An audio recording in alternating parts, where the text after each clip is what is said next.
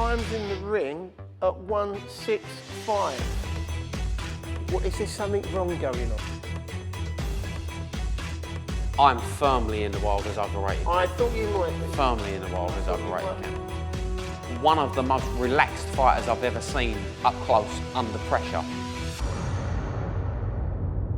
And welcome everyone to the Birth and Greavesy show. I'm obviously joined today by our man Frank Greaves. Frank, how you doing, brother? I'm very good, thank you, Buff. Good, glad to see you. You're looking fantastic. You just had your hair cut as a vibe by Stevie at the gym. Wonderful. So much to talk about. A lot happening in and around Christmas.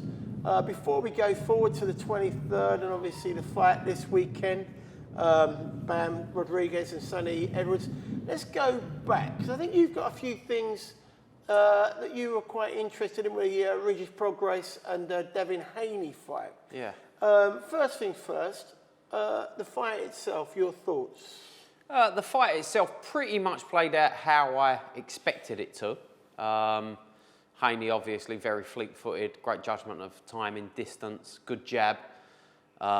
Very, very, very risk-averse, and obviously Prograis completely flat-footed, has always been slower foot. So I thought it was a strange one really for Prograis to take, because unless he did anything drastically different, it was always going to be a struggle for him. He's had a lot of promotional issues, hasn't he? Yeah, very much so. Yeah, very much so. So I suppose, I mean, it's probably the biggest payday out there for him. I guess it's understandable. And he's obviously got somewhere to go. Losing to Haney's no real sort of shock result.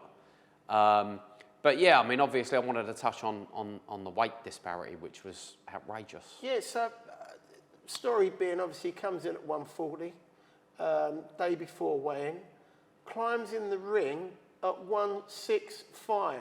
Yeah. What was Prograis when he climbed in? Prograis was 156.7, I believe. So, I mean, Prograis put on Not over small, a stone. not small himself. Absolutely big at the weight. But the other lad, almost the full 2 stone. It's a crazy amount of weight. So your issue with it is obviously... Well, they're just too big. These guys, you're now talking about guys that are not necessarily the better fighter, although I think on the night, Haney was clearly better than Prograis. Yeah. But you're talking about such big weight disparities. You're talking about now, are these fighters the best in the world, or are they the best in the world at the making weight? You know, I mean, a guy walking in 3 pounds short of the super middleweight limit who's weighed 10 stone the day before. Now, I think you've raised a very, very good point there, because you know that I am not a massive Devin Haney fan. Yeah. I'm a big Shakur Stevens fan, Yep. right? Yep. Lopez, the other kid, quite like him when he's on it. Yep. Gervonta Davis, obviously a very talented fighter. But when it comes to Haney, I look at him, and to me, his size is the best aspects he's got about him. I didn't think he won the Lomachenko fight. The other kid the other night, this Prograis kid, he looked absolutely, I thought he looked like a spent boxer to me. Yeah. He looked really awful. But what I would suggest you go back, if you go and look at Devin Haney again, look at how many punches he misses with, right? And like you say, he's massive. Missed with a cross, missed with a right. How many times it went over the kid's shoulder? I don't like the way he hangs on his left leg. I know he's doing it to draw the shots, and I get all that, right? But I think he's going to get caught out. He does something which I think you'd see if you saw it in an amateur boxer, you'd say, tidy that up. Go and watch if I'm not wrong. The amount of times he throws his left jab and drops his right. Yeah, yeah. Now, my thing is, he's hanging on his left leg. Yeah. He's throwing his left jab, dropping his right. Surely, anyone who can slip and throw a left hook is going to bang him out sooner or later. Well, yeah, I mean, I think possibly Tank Davis could be absolutely tailor-made. Is he though? Is he though? I listen, mean, when he was fighting the Romero, you know, he was a bit intimidated by the size himself for a while until he caught him walking on. I think he's got that ability to possibly time Haney onto one of those shots, though. You know, take one to land one himself. Haney walking forward? Yeah, I think so. I mean, he obviously, because of the way he sits on that left foot, he has to come over that left knee a little bit to throw that jab. There's every probability that Davis could bring him onto a shot. But again, I mean, just size-wise, if you're Davis, are you really going to go anywhere near a guy who's walking in the ring at 165? No, I would. If I was Gervonta Davis, I'd be thinking to myself, that's well done. the 10-stone world, I think he's stretching to get there anyway. Absolutely. The same thing, obviously, Lomachenko. When you saw him fighting at 9'9", I always thought 9'9" was too big for Lomachenko. You know what I mean? He's a tiny little lad, isn't he? Yeah. But again, Lomachenko gave Haney loads and loads. I thought he won that fight, Lomachenko against Haney. And that's what makes me think that what your point is actually the most valid point of all. The reason that kid has won the fights he's won is because stylistically he's got a bit lucky with Gambosis. And he's also got the fact that he's probably two weight categories above everybody else he fights, which makes me think he definitely comes up short against Stevens, Shakur Stevens. Gervonta Davis, I think he manages that fight. He might have a few shaky moments, but I personally think he gets through that one. You know, if he fights Ryan Garcia, beats him anyway because he's not really of those sort of caliber. And the other kid Lopez, I think if he turns up, he'll win it. He'll knock him out. Yeah, possibly. But it's an incredible thing that a kid can go and hit that 140 in less than 30 hours later? Yeah, 36 hours later. 25 pound. I mean, it's a ridiculous amount of weight. How does he do it, Frank? Is there something wrong going on? Well, I mean, I'm not suggesting there is because you can't, but it does seem a bit unusual, doesn't it? I mean, I would say that I'm not sure exactly what the rules are where they was fighting, whether or not they're allowed to IV, but surely, I mean, it's not just rehydration. There's only so much food you can eat. You can't sit there and eat, 16 pound of red meat. I mean, it just can't be done. 25 pound. Realistically, let's have them explain how they can put on that kind of weight and then go and perform at that level. Everyone's saying it was Haney's best performance, bearing in mind Prograis has to this point been a world-class fighter. I mean, he completely shut him out. Prograis weren't involved in the fight at all. It's just that size. I mean, I can remember going back a few years when I had Corcoran fighting Jeff Hong. Corcoran weighed 147 the day before, came in the next day. I think he put on 11 pound. And we was pretty pleased with that. Which is a normal kind of number, isn't it? Yeah, I think so. Just under sort of 10% of body weight, Still pretty big, and Gary felt strong at the weight. Hong came in at 12 stone. I mean, the punches that Gary was landing was literally just bouncing off him. The guy was so big. That's exactly the issue, isn't it? Yep. Do you remember that fight that Arturo Gatti had when he came in heavy against... I do, yeah. What was the lad's name? I can't remember the kid's name. Apparently, Arturo Gatti put on 20 pound overnight, didn't he, and they weren't too sure he'd actually hit the weight in the first instance, because he's on and off the scales a little bit, obviously. But, I mean, and that gives you an example of how dangerous it can be, especially if they've got the wrong kind of style up against them. Yeah, and I'd be very interested. And, of course, he's working with... Snack. And Hector Conti. Victor Conti. Victor Conti, sorry. The guy used to be in the San Francisco Bay controversy when he was feeding, obviously, loads of drugs into the baseball players and various athletes. And not suggesting that he's taken anything, but it is a strange connection. And these things, you look at the connection, then you look at the weight making, and you kind of say, oh, well, maybe something a little bit boss-side is going on. Well, it's kind of hard not to put 2 and 2 together and come up with 5, isn't it? It's a bit Wuhan lab. It is a little bit. It is a little bit. I mean, actually, that feeds into the next fight of Bam Rodriguez and Sonny Edwards, because Bam is a snack athlete. Well, he's been suggesting this all week in the press as Sonny Edwards. Okay, let's move on to that fight then. Obviously, that's a very interesting fight. I think you and I disagree on this one, don't we, a little bit? Because, well, not a little bit, actually quite a lot, which is unusual for us because we generally agree on most stuff. But from my standpoint, I like this kid, Bam Rodriguez. I think he's a really good, he looks like a really good, fighter, good Mexican kid. Is he American or Mexican? I think he's American, isn't he? He's an American kid, but he looks really good to me. I'm gonna confess something here. I've never really got into Sonny Edwards. I know he's clever and he's got a lot of malarkey, but he never really. You see some fighters and they just don't get turned on by it. I understand he's very clever. So my feeling is that I think it might be a bit of a rude awakening for him this weekend. I've got a funny feeling he's going to get caught. And I think if he does get caught, I don't think the other kid's going to let him off the hook.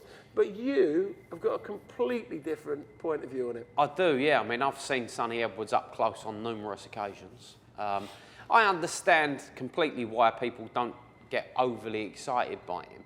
I think it's hard to get excited by a fighter who pretty much you know he's going to do the distance every time. You know, you can go away, make a cup of tea, come back, and Sonny's still going to be doing the same thing he was doing in the 9th round he was doing in the 2nd. Yeah. But that said, I mean, he's exceptional at what he does. He's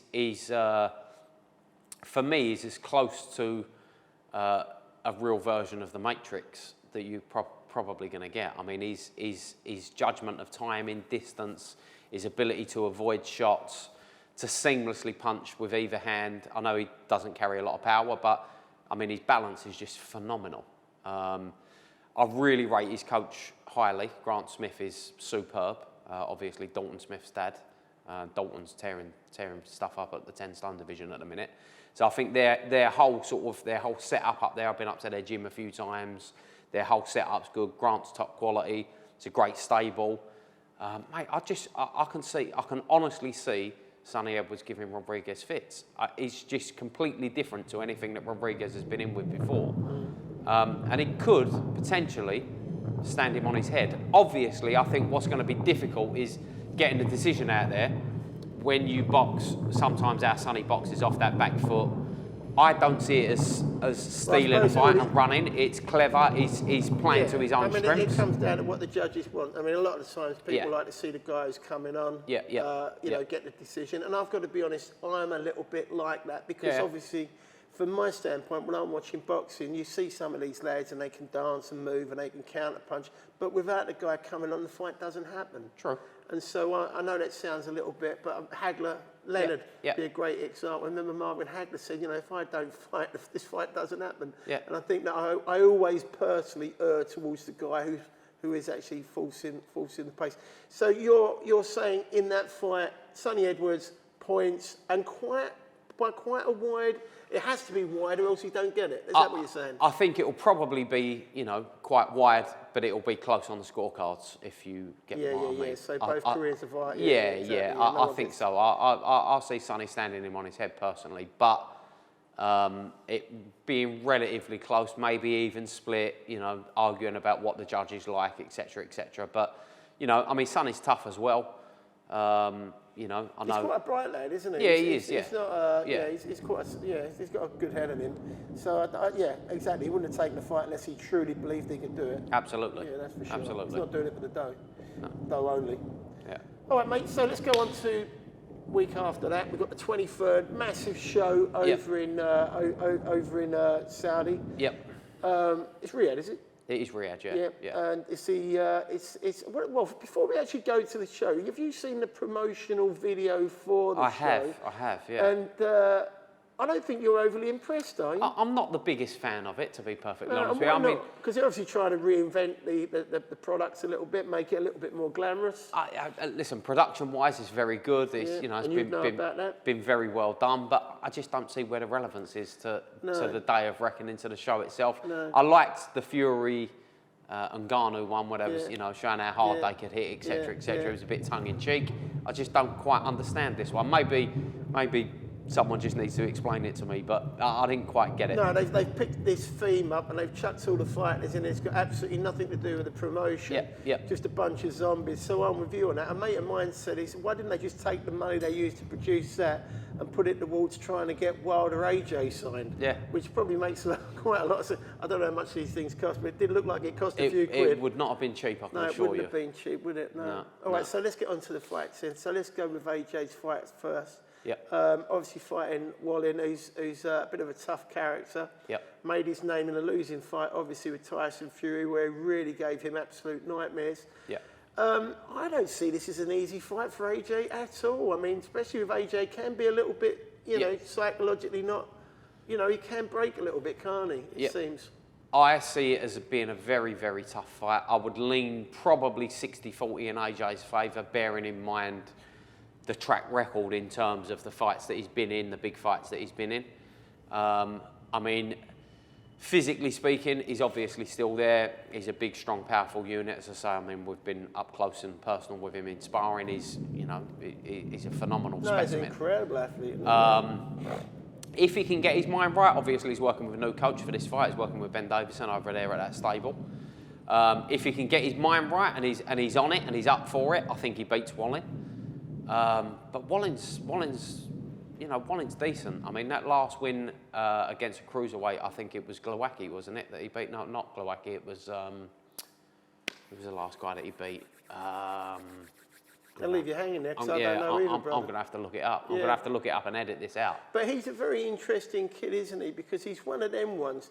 He's like one of those like who needs him. Yeah. Because there's no dough in him, loads of risk. He's a very rough character. And you get the feeling he's one of them kids, and you think to yourself, right, if that kid gets into the 5th round, you're in a world of pain. Yeah, for sure. You know, and that's why that's my big concern for AJ, because I don't think AJ's the sort of kid who'd go into that fight and think anything else but if this lad gets into the 5th round, I'm in a world of pain. I don't really need it. Yeah. Do you think Ben Davison, who does actually seem to be able to communicate a message, has he communicated the message to Anthony Joshua? Anthony, forget it. You're not Usyk. You're never going to be the most incredible boxer in the world, but you can bang. Get out there and keep it simple. Boom, boom, boom. Go for that shot. Because if he does that with this kid, I think he does very well. We could get him out there potentially incredibly early and set up the big Wilder fight. We'll come to that later if that gets through. But if he goes out there and does that strange boxy, straight up thing he seems to be leaning himself towards, which looks like someone to me who's more frightened about losing than about dynamically winning. Yep. Then he's going to give himself a lot of problems. Yeah, I think possibly. I mean, Ben's pretty good at focusing on your strengths and weaknesses, and if they're working on AJ's strengths and playing towards that, then, you know, he could have a hell of a fighter on his hands. You know, as I say, I mean, I just think that Wallin is very, very, very confident. As I say, he went away from home last time, got a very good win against a cruiserweight, stepping up. He was very unlucky in the Fury fight with that cut. I mean, had that been anywhere else, or had that cut been the other way around, he'd have won by stoppage. So, you know, I mean, I think he's going to go into that fight full of confidence. It's a massive stage for him. I definitely see it as a banana skin. As I say, for me, 60-40 in Joshua's favour. But if you had to put your name to it, I'd have to go with Joshua. I'd have to go with Joshua probably by stoppage. But I genuinely would not be surprised if Wallin stops him. I personally think that AJ will turn up. Yeah. And I think that AJ, if he turns up and does what he needs to do, because the last time he was in Riyadh, obviously he was effing and jeffing, so he owes these people a bit of a show. Yeah. I've got a funny feeling he will show up, and I think he'll get this fight tided away by about the 4th round. Yeah, I hope so. And I think he needs it. I think he needs, you know, the last kid obviously was not really up to scratch, was he? I think he needs a big win in a big show. Yeah. When he's fighting alongside big fighters trying to set up the big show with Wilder. Yeah. Now, there's an interesting fight, so let's just go quickly onto that one. Wilder Parker. Now, I think a few people, you know, it wouldn't be too long ago you'd have turned around and said, oh no, Wilder's going to absolutely wipe the floor with him. Yeah. Not so much anymore. I don't know if I don't know what that's got to do with. Has it got anything to do with Parker's style as it meshes up against Wilder? Or are people beginning to look at Wilder and think, oh, maybe he's a bit burnt out. Maybe he's always overachieved anyway. Yeah, I mean, again, Are you in that camp where you think actually Wilder's a bit overrated? I'm firmly in the Wilder's overrated camp. I thought you might be. Firmly in the Wilder's overrated camp. I'm not totally sure he is, but carry on. He clearly he can bang. He's got phenomenal power. That's evident. Yeah. You know, the biggest puncher in the heavyweight division. I'm not having that. I'm absolutely not having that. No, I mean, I'd agree with you. Fury's clearly got great powers of recovery, you know, recuperative powers similar to a Larry Holmes type, you know, getting hit with those shots and getting up and continuing. But is Fury a la Larry Holmes, or is Wilder not the banger that we think that he is? I mean, as far as I'm concerned... Or controversially, and neither of them quite as good as maybe people think they might be. See, this is it. When you go back and compare them with those sort of guys. This is it. I mean, this is why I'm kind of not. Again, I wouldn't say I'm favouring Parker. You've got to go with Wilder's power. Yeah. And you've got to go with Wilder's power when you're putting him in with someone who's been hit, dropped, and stopped. So you've got to favour Wilder. But that said, look, again, I mean, I've seen Parker sparring up close. He's very good, very underrated, got fast hands. Definitely got fast hands. Technically good, has got a decent chin, he's got a good coach, got a good coach that understands the game. I think game plan's going to be absolutely key in this. I hope that he doesn't come in too heavy. I think he was too heavy for the Joyce fight, personally. I think they should have focused on the speed and the athleticism. But as I say, looking at Wilder and going back through his record, I think Parker's the best fighter that he's been in with that isn't named Tyson Fury. And I include Ortiz in that. I mean, Ortiz really has beaten nobody. Was avoided.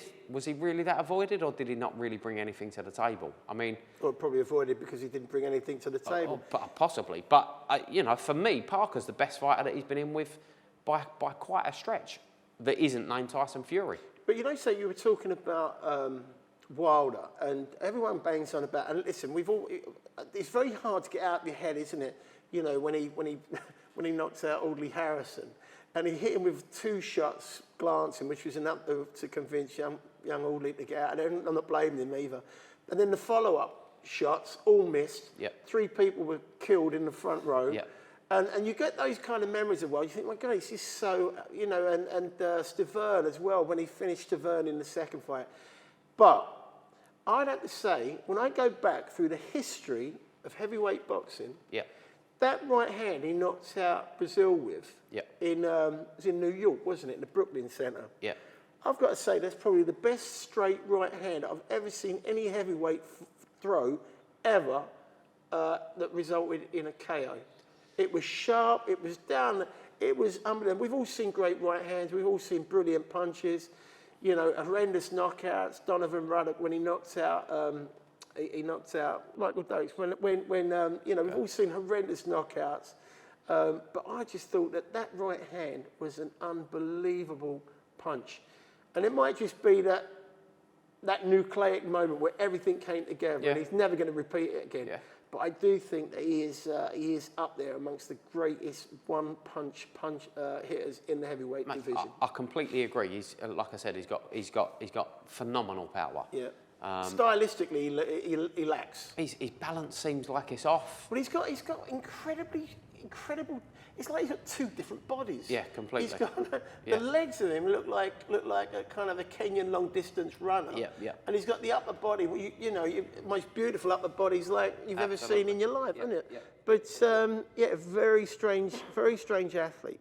But I'm informed by that right hand, and I think that right hand's going to do very well with him. And I wouldn't be surprised again if he doesn't show up on this night. Yeah. I fancy he does beat Parker, and I fancy he beats Parker in good fashion.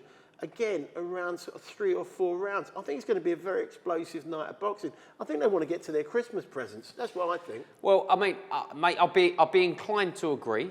If I was putting a bet on it, I would go with Wilder. I think we're going to learn more about Wilder from this fight than we've seen from any of the others. Because, as I say, I'm pretty sure that Parker is the best fighter that he's been in with that isn't named Fury. And I'm not knocking Parker, is a good fighter. Yeah, Parker is a good fighter. And it kind of, I mean, I wouldn't say it's the last chance saloon for Parker, but he's obviously, off the back of the defeat against Joyce, you know, he's got another massive opportunity. Yeah. You know, he's got another massive opportunity to secure a very big payday, possibly against an AJ rematch, maybe. You know, there's options for him. If he beats Wilder, the world's wide open for him again. I mean, I can't ever see the Fury fight happening because they are genuinely close. But talking purely as a fan, obviously we all want to see AJ Wilder blow their opponents away, and it ends up these 2 lads in the ring because it's been talked about for far too long. Yeah, for sure. And needs to happen, doesn't it? For sure. So, but your take on that fight, you think that's going to be? I think it's going to be Wilder KO, probably 7-8 rounds. I don't think it'll be early. I think Parker will have enough about him to kind of... And give him problems on the way. Sure. To exploit his deficiencies, which are clearly there for all of us to see. I actually don't disagree with that. I just think he'll be looking very, very good, Parker, and then all of a sudden, boom, lights out. Yep. That's what I think is going to happen. And again, around 4 rounds. What else on the bill takes you right? I'm really looking forward to Makhmudov against Ajit Kabayel, to be honest. Now, I don't know a hell of a lot about these 2 lads. It's terrible to confess that. but you do. I do. So what's your take on it all then? Well, And when did these both these lads go? So Makhmudov, the Russian, I think 17, 18 and 0, knocking everyone out. So these aren't former Olympian lads, are they? No. He's big, humongous. I mean, the guy looks like he actually looks like That's a bear. a geezer with a beard, isn't it? It is, yeah. They're scary. Yeah, I remember watching him. Looks very angry. Yeah. Looks very angry. He's obviously making waves in the division at the moment. Boxed on that last show in Saudi. Again, so far, he's stepped up his opposition quite nicely. Getting there, thereabouts, looking pretty good. Yeah. Boxed Takam and struggled a little bit, run out of ideas. Takam obviously very tough and a kind of world level gatekeeper, but Takam's past his best. I was going to say very well past. Very past his best, but but knows enough about himself to move around. Yeah, definitely. So this, I think, against Caballero was a real step up in terms of like live opposition. Caballero obviously was coming through that European heavyweight scene. Beat Chisora on a show in Monaco like 6-7 years ago. And I was kind of looking at him. He's a Turkish kid, isn't he? Based in Germany. I'm pretty sure he's out of Germany, yeah. And I was kind of... I was talking about Samuel Sam that came up in our memory boat. We were talking about that, weren't we? Sorry, carry on. I was looking at Caballero sort of 6-7 years ago thinking, this guy's very, very good at what he does. Yeah, and then disappears. And then he just kind of disappears. I'm not sure if he's had promotional issues or... Crazy. Maybe he wanted too much money off the back of the Chisora fights. But, he's had 4 or 5 fights since then. Yeah. But he was fairly busy up to that point in 2017, and as I say, since then he's had like 4 or 5 fights. Well, it's generally promotional issues, isn't it, when that sort of stuff happens? But, unless he has some private stuff, who knows? Yeah, possibly. Yeah. But obviously now he's taking this. I think he's 23-0 now. So you're talking about 2 relatively young, unbeaten fighters. Which is great, which is what we want to see, right? It's exactly what we want to see. And how do you see that fight rolling out? Well, I think potentially Caballero's inactivity could come back to hurt him. Makhmudov's been very busy, promoted by Top Rank. He's been very active, and he's a big guy. I mean, he's a unit. He's an absolute unit. He's very aggressive, puts his punches together well. So I think I'm edging towards Makhmudov. But again, I mean, it's one of them that, for me, pick and fight, it's a pick and fight. Yeah, 60-40, 70-30, tops towards Makhmudov. But Caballero's definitely going to be in it. And I don't see that he would have taken it had he not fancied it. No, had he not fancied the opportunity. And again, it's that platform, isn't it? You're there or thereabouts on the biggest platform in world boxing, 23rd of December. You've got to be right here. I'm going to put my flag in the sand and get it all rolling again. Yeah. I mean, there's a couple of other good fights on that bill that I'm really looking forward to. So, young Mr. Dubois and he's fighting. Was it the big Jarrell Miller? Miller, the lad who's obviously the big baby Miller. Yeah. He's very good friends with Anthony Joshua and Eddie Hearn. They all get on very well. They seem to, they seem to. I mean, again, I know Jarrell fairly well. Right. And you actually rate him, don't you? I do. Yeah, you think he's a good fighter who really knows his way around the ring. I genuinely do. He's obviously got himself caught out, which a lot of these lads do with the steroids thing. Yeah. And again, we're talking about, another fighter in Daniel Dubois, who... great athlete once again. I'm not knocking him. And I've got to say, I've revisited the Usyk fight a few times, and I'm not totally... And the night, I was absolutely convinced it was a low shot. I'm not too sure he didn't get a bit of bad luck there, because it was close. But I'm a bit worried that Daniel Dubois is the kind of kid that's always going to have a bit of bad luck. Yeah, mate, I mean, again, from having seen Daniel from when he was a kid, training at the Peacock, going back the years, I mean, the guy... is exceptionally good at doing what he does in a straight line. That jab is honestly one of the hardest jabs I've seen. Yeah. It's one of the hardest jabs in heavyweight boxing. I can remember watching him as an amateur and thinking, this kid's it. Yeah. Absolutely nailed on. Yeah. I thought, is it the second coming of Larry Holmes? Yeah. This kid is unbelievable. His jab's exceptional. The power on the right hand is genuinely real. Yeah. But I also said the same thing about Price. Yeah. and that came up a little bit short as well. Yeah. It's funny how some of these kids, you can look at them, you think to yourself, I just can't see where they can go wrong. And then all of a sudden, that Achilles heel shown you, actually he wasn't the complete or even moving towards the complete product. Yeah. So again, another banana skin type fight potentially? Well, for whom, to be honest? I mean, obviously Miller's had his issues. Well, for Dubois. Well, but I mean, it's a massive opportunity for Miller. No, I know that. That's what I'm saying. It's a really, you know, he's obviously had the fight against Usyk, so you generally have a bit of a rebuild sort of fight, get a bit of confidence. No, going to put you on the biggest stage in the world, on the undercard where you fight him underneath, you know, two other massive names who they're trying to make the big fight. You're putting yourself in the frame. Who should we pick? Should we pick an easy win? No. Yeah. Let's get this geezer who wants to give it to Eddie Hearns and Anthony Joshua in the worst possible way and stick you in with him. Yeah. I reckon that could be the real big surprise on the night. Yeah, I'm firmly in the Jerome Miller camp. I'm firmly in the Jerome Miller camp. I think Miller wins it again. I mean, I've seen him up close and personal in sparring against the likes of Fury, Piccoli. And that is the end of Dubois' career, really, isn't it? Effectively. Where does he go from there? Going to be a tough rebuild. Although, and especially if he loses, not looking, because there's a couple of times he's lost a couple of fights. Looked like he could have pushed a bit harder. Potentially. You know, if he gets in that situation where maybe he kind of looks like he could have pushed on, but he didn't. Well, to be honest, that's how I kind of see Miller winning.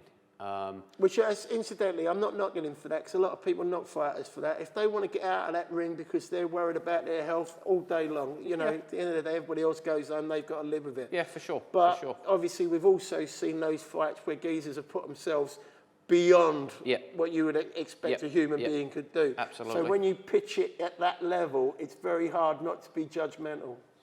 Yeah, mate, as I say, I haven't seen Miller up close. The guy is extremely big. Oh, he's carrying a lot of shit weight, to be honest. He's carrying a lot of weight that he doesn't need to.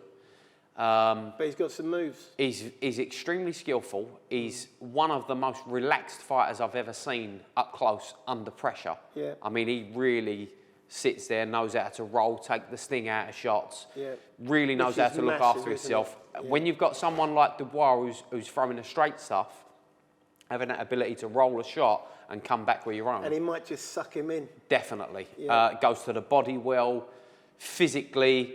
You know, I mean, 300. He's going to be over 300 pounds. He's going to be 320, I guess, 330. Yeah. Phenomenally big. Has got a decent engine on him. It's the unknown for me is obviously how much Miller's going to be able to work over a 12-round fight because of the inactivity. You know, I mean, we all knew back in the day before he got popped. I think he was the most active heavyweight in terms of punches per round. He was averaging you know, 58, 60. There'll be a reason for that. Of course. Yeah. You know, but if he can be somewhere near that, I think he's going to have too much for Dubois. Well, I think as well, if he gets Dubois into the second half of the fight and then he's doing well, Dubois starts having a bit of a conversation with himself, then he pops in. Yep.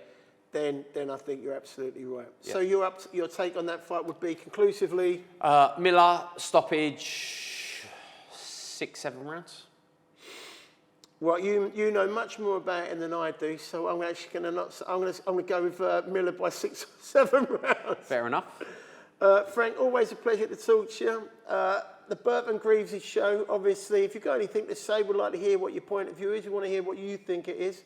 I'll even go as far to say that if you get a prediction right, we'll send you out a T-shirt. So what do you want the guys to predict on? What fight? I think that's the fight. Predict the Dubois-Miller fight. Tell us what you think. And if you're right, we'll send you out a nice ring T-shirt. If more than one person predicts it right, you'll all go into a hat. You're only getting one T-shirt, no more than that. Frank, always a pleasure, never a chore. And we'll see you guys next on the next Burton and Greavesy show. Thanks for tuning in.